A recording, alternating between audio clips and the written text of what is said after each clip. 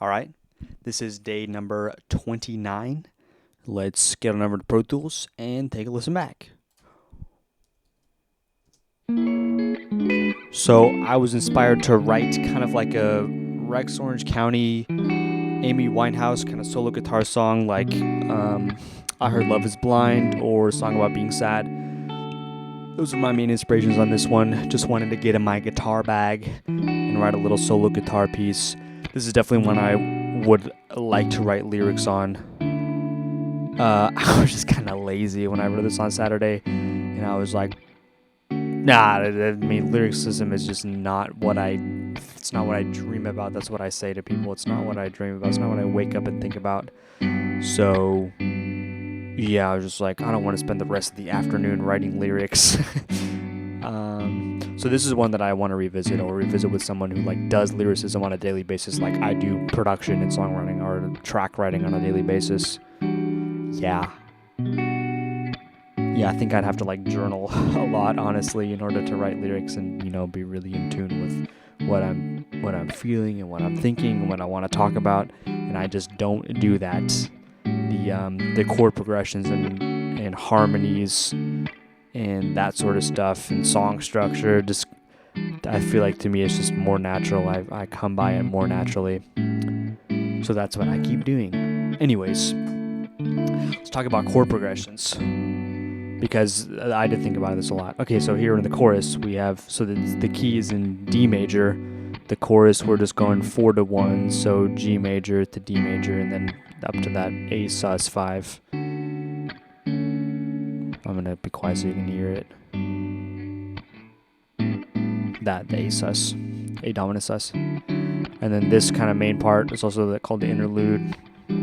Is a D major to E minor to B minor to A7, A13, and then to A7. And then the bridge is actually pretty unique. It goes up to G major 9, and then down to G minor major 9, and then to F sharp minor 7, down to B7 flat 9, and then it repeats again. Inspired by Pluto Projector by Rex Orange County, does that same thing, the minor 9 to minor major 9. And then we have E minor 7 down to the B minor again, and then the A7 and then the D. So just a way to get, just a clever way to do that turnaround. So we have, if you think about the 2/5s, we have a 2/5 F sharp to B, and then go down a whole step, 2/5 E to A to D.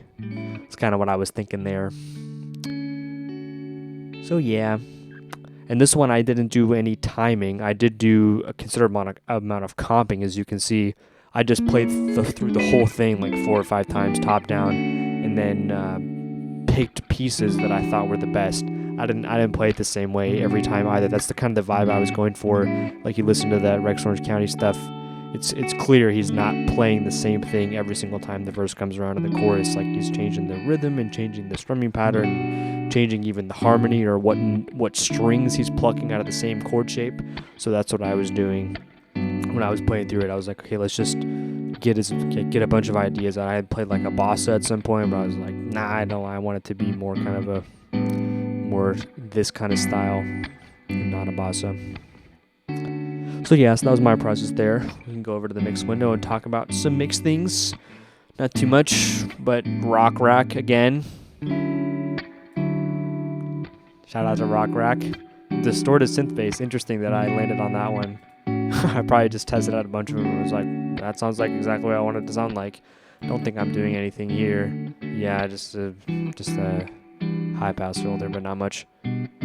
I would have to EQ it if there was other stuff in here. I think I was also trying to go for that lo-fi sound, bedroom recording sound, so didn't want to, EQ it too much and have it be studio sound, because it's supposed to kind of sound kind of amateur. That's kind of the point, or lo-fi. Oh yeah, and then this unfiltered audio biome by unfiltered audio. This is a really crazy effects rack, essentially. You just get a bunch of different effects. You can just make whatever you want. So I'm just using the chorus, really.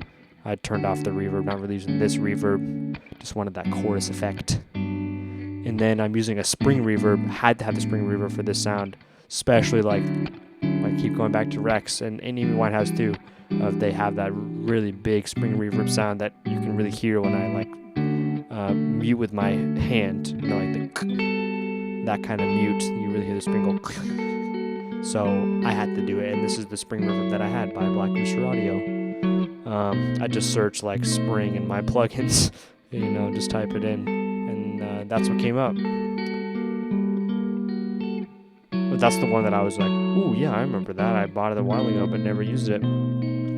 So I finally got to use it, and I will definitely use it again. It's really, really good. Lots of control here. Lots of control here. I tweaked every single one of these knobs to get it like right to where I wanted. That's kind of funny the way I said knobs. Said it like I spent 4 years in Indiana going to college, and that Midwestern accent is rubbing off on me. I said knobs. Knobs. Okay. And there we go, and that's 2 playthroughs, and that will be the end of the video. Back over to me. Thank you for watching. In the description is a link to my SoundCloud where you can listen to all the tracks that I've done over these 29 days so far. Also in the description is a list of all my hardware, software, plugins, everything I use to get all of this done. So if you're curious and you want to check out some of it for yourself, you can read my description. Okay. Thank you for watching.